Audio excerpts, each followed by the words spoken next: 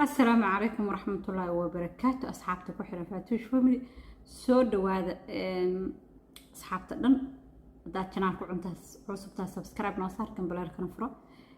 maanta waxaan rabaa inaan ka hadlo arrin aad ii taabatay markaas asxaabteeda waan la wadaagaa waxyaabaha iga yaabiya. ilaahay horta ha u naxariisto jannada firdaws Allah ka waraabiyo. aad waxa ii xanuunjiyay wiilashii yaryaraa lagu dilay Kansas magaalada Kansas oo xaafidul quraanka ahaa oo midna la yiri 14 buu jiray midna la yiri 16 sano jiray. aad ayay i xanuunjisay wallahi quraankooda dhageysana wax ila yaabka badnaa waxay ahayd markii wiilka uu yiri wuu tujiyay I think kan waxa way wiilka 16 sano jiray uu tujiyay habeenkii ugu dambeysay oo la dilayay uu aqriyay suuradiisa oo ku jirtay oo aqrinayo inay naf kasta ay dhadhamin doonto dhimashada. wax la yaab leh waxa la dhihi karaa waa wax la yaab leh mucjiso ah oo ilaahay baa qaatay. social media markastana way haysataa al u duceyno waxa waa wax lagu cimri qaato ma fahanteen lagana la duceysto ilaahay inuusan waxyaabahaas mucjisooyinka kala ma tusin qofku tusana ilaahay inuu beer qaboojiyo. sidoo kale waxaan tacsi u dirayaa eedadii ilmahaas korisay.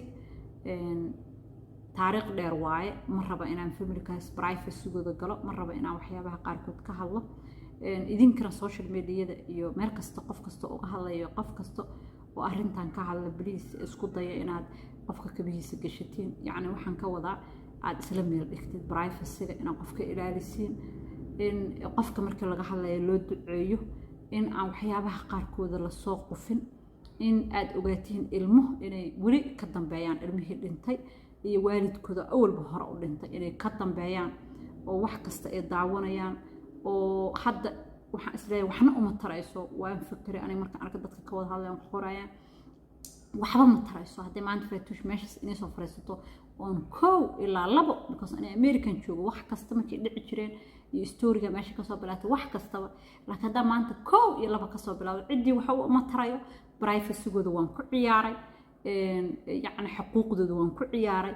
ilmo yar yar waxa laga yaabaa ka haray ama dhibaato haysato oo saas u rafaadsana ayakiiba dhibaataysan inay waxaas ay hadhow daawadaan inay daawanayaan qof kasta oo ka hadla arrintan inuu qof kasta wanaag fiiriyo inuu qofka privacy-giisa fiiriyo inuu maanta yiraahdo ilaahayna ma dhigo ayakan Allah naxariista booskan maanta hadaa joog lahayd see jeclaan lahayd dadka inay kaaga hadlaan noocee ayaad jeclaan lahayd dadka inay ka hadlaan.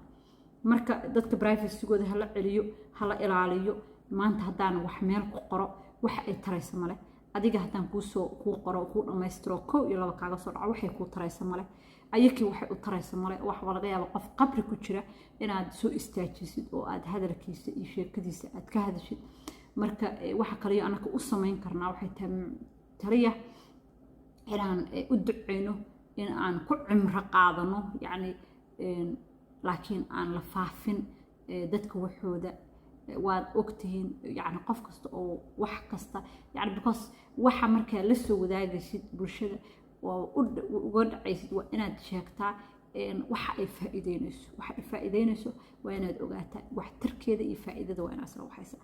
maanta waxaa nagu filan in aan wiilashaas waa aragtay wax ka qurux badan ma jiro qof intuu qaatay kalaankii ala bartay asagoo aqrinaya masaajid yani waa the best qof maanta muslim ah ee la dhihi lahaa ku dhimo yani ku dhimo maanta dil qof kasta loo soo wajihi lahaa saaj jeclaanayd inaad ku dhimid oo dhihi lahaa yes maanta dariiqada wiilashaas ay ku dhinteen ayaan jeclaan lahaa inay ku fiiri quraan buu barteen da yar ayakiyo ah oo waqti yar ku jira waa aragteen wadankay ku dhasheen maxaa dhihi jiray meeshaanay ku dhasheen quraankii bay ku xifdiyeen masaajidkii bay ku xirnaayeen community-gii bay magac ku lahaayeen ayagu quraanka ilaahay aqrinaaya ay ku dhinteen ayagu masaajidka ilaahay ka soo baxay ay ku dhinteen.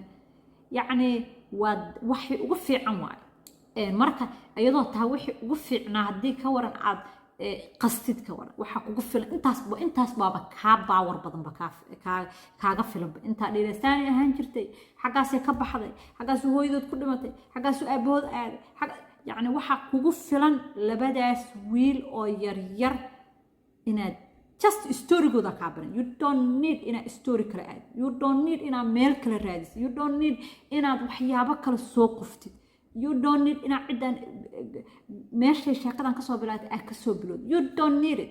tanaa kaa badan, kuugu filan cimri qaadasho, kuugu filan waano, kuugu filan inaad ducaysatid, kuugu filan inaad iyaga u ducaysid. marka I don't need faatuush baan u baahnayn, adiga u baahnayn inaad maqashid baad u baahnayn, because dad bay hawshaasi ku dhacday.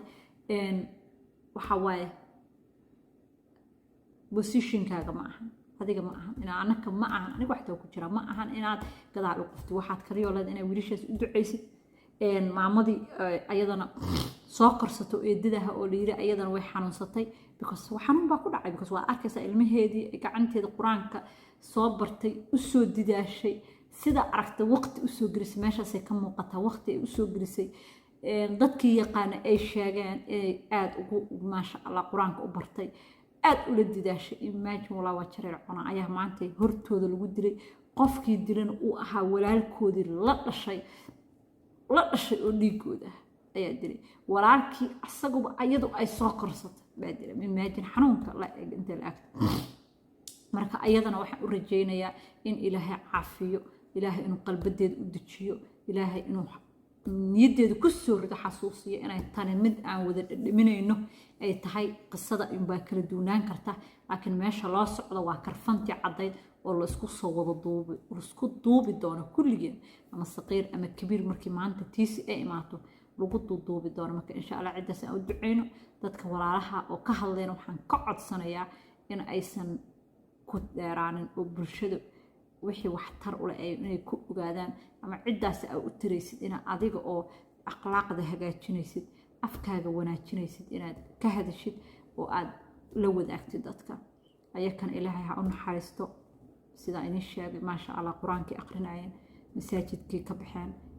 waxaa la yiri walaalka waa boqor qaatay, waliba laba kaliya ma ahaan si qofka naftiisa ay sabaxaynin mid diri kartay. saddex bay ahayn wiilashu, midkii u yaraa baa baxsaday oo guriga galay, waliba saddexda kaliya ma raadinayn baa lagu yiri.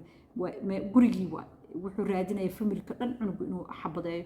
cunuga hore oo weyn buu xabada ku furaa la yiri, aad buu ula dhacay ilaa maskaxdiisa ee darbiyada ku waxaysmatay. kii kale buu intii oo harta ku waxay kan kala markuu u cabaysanayeen albaabkii baa laga gaaray oo laga furay. saasi albaabkii lagu xirtay.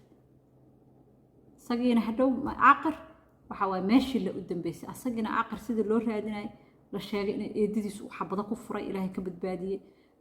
community dhan la xirxiray oo yani la xiray ganacsiyadii wixii dhan la xiray because wuxuu yahay waxay la isdhex waday baa leeyahay inuu dadka dhan oo Soomaalida diri doono.